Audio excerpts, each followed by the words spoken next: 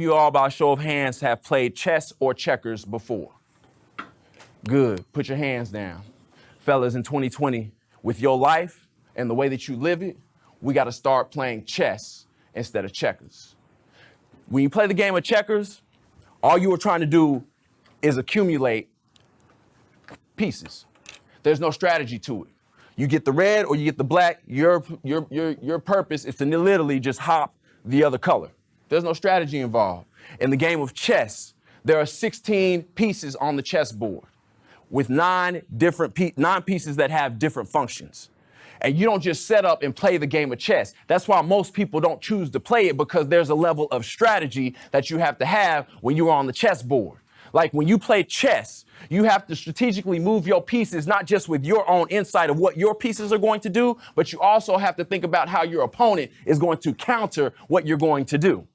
Like you are moving your chess pieces and you're literally thinking 1, 2, 3, 4, 5 moves ahead as to how that specific move that you made is going to affect you, while simultaneously thinking about what your opponent is going to do. I got little kids, man. My son is 6. His name is Messiah. I have a daughter. Her name is Cheyenne. She's 2.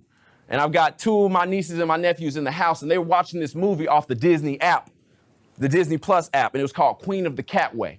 And this young woman was so dope that she could move on the chessboard and have eight moves ahead of her mind before the opponent moved. So it's like you could move and she would already checkmate you in the blink of an eye.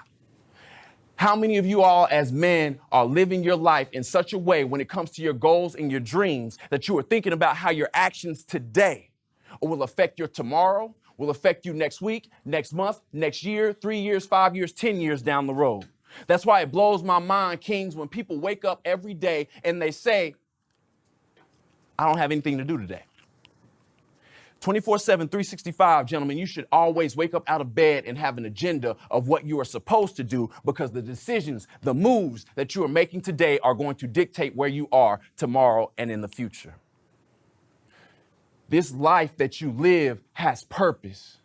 And there are things that you're supposed to accomplish, but they are not given to you. You're going to have to earn those things strategically, how you move through life and the decisions that you make. I love Kobe Bryant. I miss Kobe Bryant. But a lot of times, what people do when we see people at their success is we don't understand the moves that they made strategically in their life to get them where they are.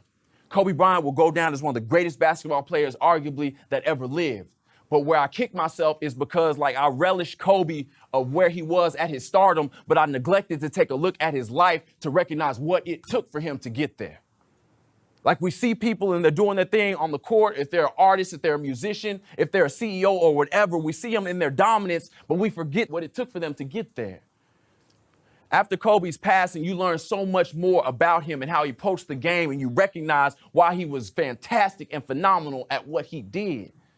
One of his former coaches by the name of Byron Scott, he got up and said that one day he entered the practice facility and it was pitch black in the gymnasium, but he could hear the bouncing of a ball in the gymnasium, couldn't see who was bouncing it, and he could hear the clatter of the rim. Kobe Bryant was shooting hoops and practicing in pitch black.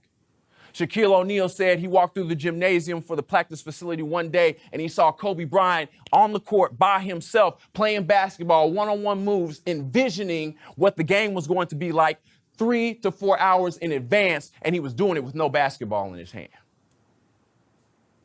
He missed the game-winning shot against the Miami Heat in the playoffs, and after the stadium had cleared out with nobody else present, Kobe Bryant was in the gymnasium shooting hoops, that same fadeaway, hundreds and hundreds of times, hoping that he would never miss the shot ever again if it presented itself. Do you see strategically how he was moving himself to ultimately see the stardom that we got to see when it aired on TNT? Yo, my man didn't just arrive and it happened. He put a heck of a lot of work and a lot of strategic moves and sacrifice to get there. That's what you got to do. Yo, but maybe sports ain't your thing. I live by the code that music is a universal language. It speaks to everybody.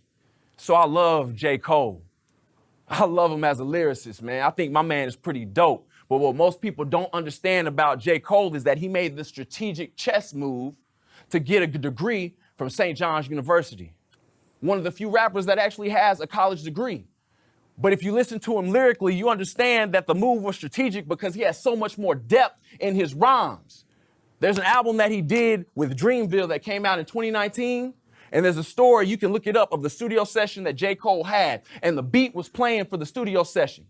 And because J. Cole had the strategic depth with his rhymes, he went in there off of one beat and came out of the studio with 2 songs, went to the producer and said, which song do you want to use?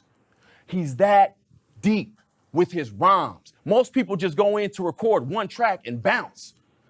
But my man has moved so strong in life, strategically perfecting what it is that he does, that he came out the studio with 2 sets of songs and said, which one do you all want to produce? Be that gifted. The time is now. Tomorrow is promised to no one. Gentlemen, what will you do with your today? And are you taking your life seriously to go after what it is that you want? Because we need you, black men. And the reason I'm here is because I so desperately and firmly believe that you all are the key, and it is your time to start rising up and being who you are destined and being who you are called to be. Because there are a generation of young men, young women that are coming up after you here in Austin, Texas, and they need to know about you and what you did with your life so that they can believe that no matter what it is that they come from, they can go out and do the same.